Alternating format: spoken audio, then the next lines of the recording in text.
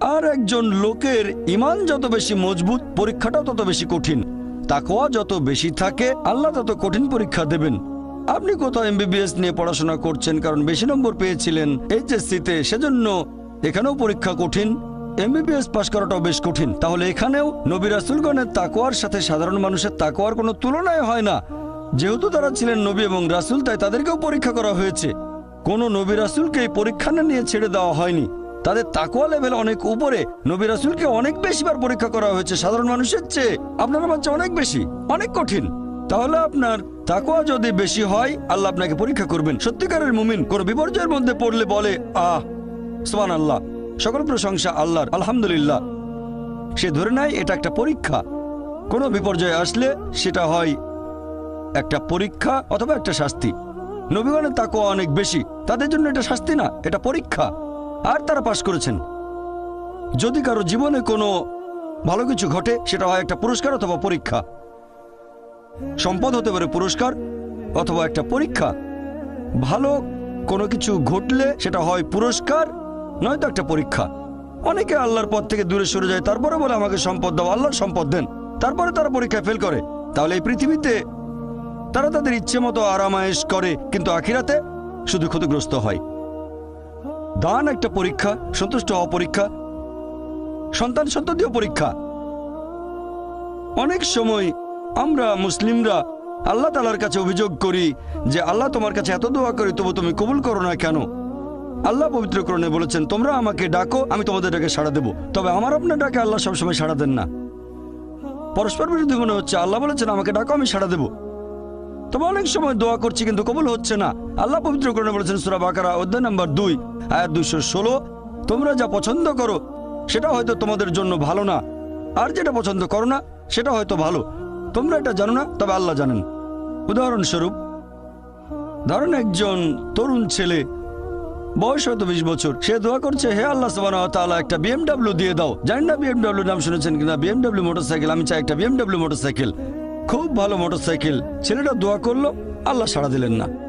হয়তো আল্লাহ জানেন যে আল্লাহ যদি তাকে মোটরসাইকেল দিতেন, সে অ্যাক্সিডেন্ট করত, পা ভেঙে ফ্র্যাকচার হতো, পঙ্গু হয়ে পড়ে থাকতো।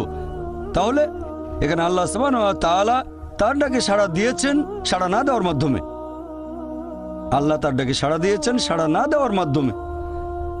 আল্লাহ তাকে মোটরসাইকেল দেননি কারণ সে ভালো বান্দা, সে খুব ভালো মানুষ, সে যা যাচ্ছে তা ভালো হবে না আমি জানি, কিন্তু সে জানে না, তাই আল্লাহ দিচ্ছেন না। এভাবে আল্লাহ সাড়া দিচ্ছেন সাড়া না দেওয়ার মাধ্যমে।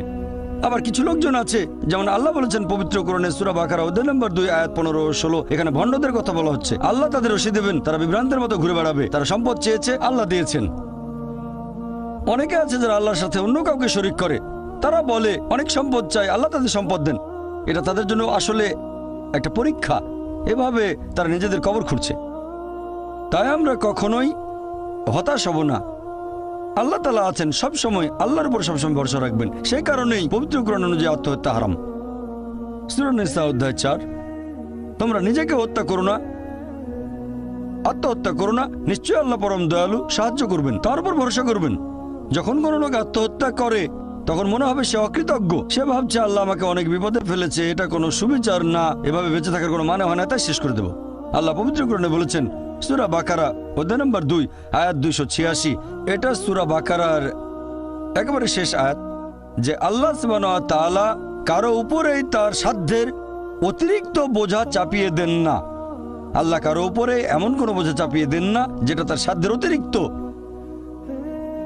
এটা আয়াতের প্রথম অংশ। এই আয়াতটাতে আরো বলা হয়েছে আমরা এই দোয়া করব, ইয়া আল্লাহ সুবহানাহু ওয়া তাআলা, আমাদের উপর সাধ্যের অতিরিক্ত বোঝা চাপিয়ে দিও না। আয়াতের প্রথম অংশে আল্লাহ কথা দিয়েছেন যে আমাদের উপর তিনি সাধ্যের অতিরিক্ত বোঝা চাপাবেন না। তাহলে আমরা কেন দোয়া করব যে হে আল্লাহ আমাদের সাধ্যের অতিরিক্ত বোঝা চাপিয়ে দিও না? এর কারণ হচ্ছে আমরা নিজেদের কবর খুঁড়ি, আমরা নিজেদের উপর সাধ্যের অতিরিক্ত বোঝা চাপিয়ে দিই, সমস্যা বাধা আমরাই বলছি অনেক সম্পদ দাও, আল্লাহ দিচ্ছেন। তাই আমরা আল্লাহর কাছে দোয়া করছি আল্লাহ যেন নিজেদের কারণে নিজেদের উপর সাধ্যের অতিরিক্ত বোঝা না চাপিয়ে দেন। আমরা সবসময় আল্লাহ তাআলার উপর ভরসা করব, একমাত্র তার ইবাদত করব। তিনি আমাদের স্রষ্টা, আমাদের অস্তিত্বের পেছনের উদ্দেশ্য হচ্ছে আল্লাহ সুবহানাহু ওয়া তাআলার ইবাদত করা, অন্য কারো নয়। পৃথিবীর জীবন পরকালের জন্য পরীক্ষা। আল্লাহর আদেশ মেনে চলেন আর সন্তুষ্ট থাকেন। যেরকম পরীক্ষায় সামনে পড়ুক, সত্যিকারের মুসলিম সবসময় বলবে আল্লাহকে ধন্যবাদ, সাধারণত আমরা অভিযোগ করি আমাদের এটা নেই, আমাদের ওটা নেই। জীবনের জন্য সবচেয়ে গুরুত্বপূর্ণ জিনিস কি? কেউ বলবে খাবার, কেউ বলবে পানি, সবচেয়ে গুরুত্বপূর্ণ বাতাস। কয়েক মিনিটের জন্য নিঃশ্বাস বন্ধ করেন, মারা যাবেন। আমাদের মধ্যে কেউ কি আল্লাহ সুবহানাহু ওয়া তাআলাকে এর জন্য ধন্যবাদ জানিয়েছেন যে বাতাস দিয়েছো সেজন্য অনেক ধন্যবাদ? আমাদের মধ্যে কতজন এটা করেছে? আমরা কি এটা বুঝতে পারছি? ফ্রি বাতাস তো ফ্রি পাচ্ছি আর কি। আমরা শ্রদ্ধা করবো আল্লাহ তাআলার নিদর্শনগুলোকে, শ্রদ্ধা করবো আল্লাহর নিয়ামতগুলোকে।